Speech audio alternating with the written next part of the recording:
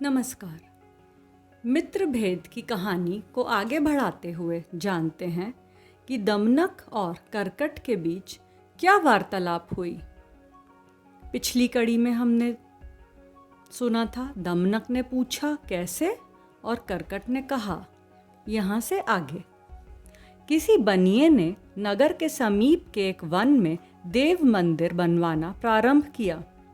उसमें कार्य करने वाले मजदूर तथा कारीगर दोपहर के समय भोजन करने के लिए नगर में चले जाया करते थे। एक दिन अचानक वानरों का एक झुंड इधर उधर से घूमता हुआ उस वन में आ पहुंचा। उन कारीगरों में से किसी एक ने आधे चीरे हुए अर्जुन वृक्ष के खंभे में बीचों बीच खैर का एक खूंटा गाड़कर छोड़ दिया था। वानरों ने वहां पहुंचकर वृक्षों, मकानों, लकड़ियों, खंभों आदि पर स्वच्छंद खेलना प्रारंभ कर दिया। उन वानरों में से कोई एक मृत्यु के सन्निकट आ जाने के कारण उस आधे चीरे हुए खंभे पर बैठकर अपने दोनों हाथों से उसमें गड़े हुए खदिर के खूंटे को उखाड़ने लगा। उस खूंटे को पकड़कर हिलाने के कारण उसके निकल जाने से खंभे के मध्य में लटका हुआ उसका अंडकोश दब गया। पुनः जो घटना घटी उसका वर्णन विष्णुदत्त शर्मा पहले ही कर चुके हैं। अतः वे कहना चाहते हैं कि व्यर्थ का कार्य करने के परिणाम स्वरूप वानर की सी दशा होती है। राजा के भोजन से अवशिष्ट भोजन जब हमें मिल ही जाता है तो व्यर्थ के प्रपंच में पड़ने से क्या लाभ है। करकट के ऐसे वचन को सुनकर दमनक ने कहा, जान पड़ता है कि आप केवल भोजन के लिए ही जीते हैं। यह बात ठीक नहीं है, क्योंकि बुद्धिमान व्यक्ति मित्रों के उपकारार्थ और शत्रुओं के अपकारार्थ राजा का आश्रय ग्रहण करते हैं।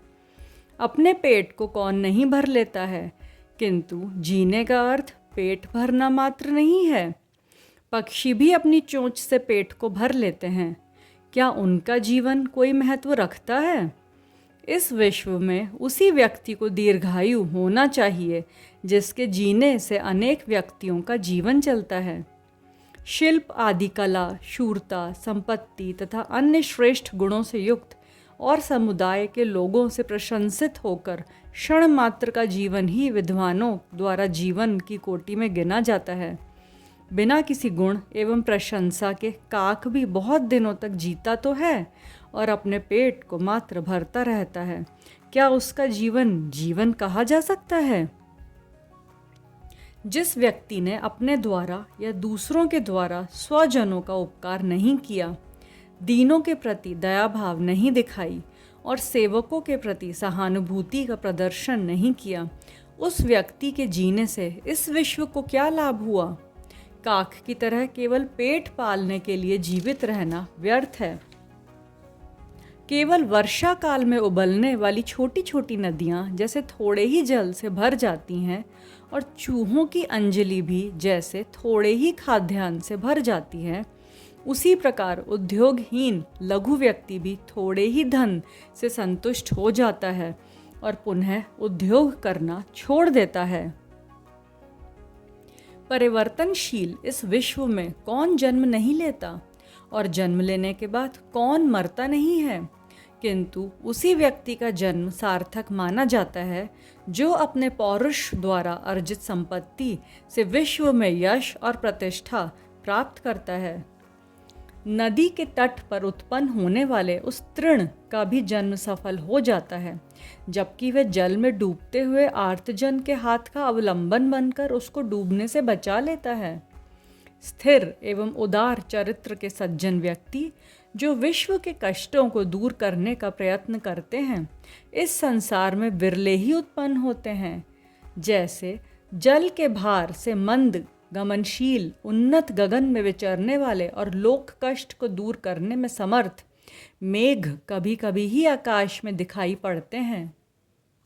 विद्वान व्यक्ति माता के सर्वातिशायी गौरव का इसलिए स्मरण करते हैं कि उसके गर्भ में कभी कोई ऐसा भी पुरुष निवास करता है जो इस विश्व में जन्म लेकर श्रेष्ठतम व्यक्तियों का भी शिक्षक बनता है। शक्ति के रहते हुए भी जो व्यक्ति उसका उपयोग नहीं करता है और उसको तिरोहित करने का प्रयत्न करता है, उसी को अपमानित भी होना पड़ता है, क्योंकि काष्ठ के भीतर रहने वाली अग्नि का लोग सामान्यतः उल्लंघन कर जाते हैं, किंतु प्रज्वलित अग्नि को उल्लंघित करने का साहस कोई भी नहीं करता है।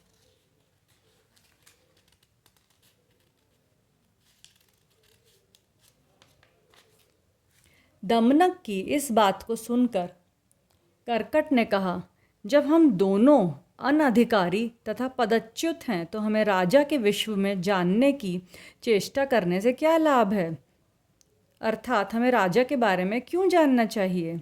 अतः कहा गया है कि जो मूर्ख, अनधिकारी एवं पदच्युत होते हुए भी राजा के समक्ष कुछ कहता है, वह न केवल अपमानित होता है अपितु उपहास का पात्र भी बनता है।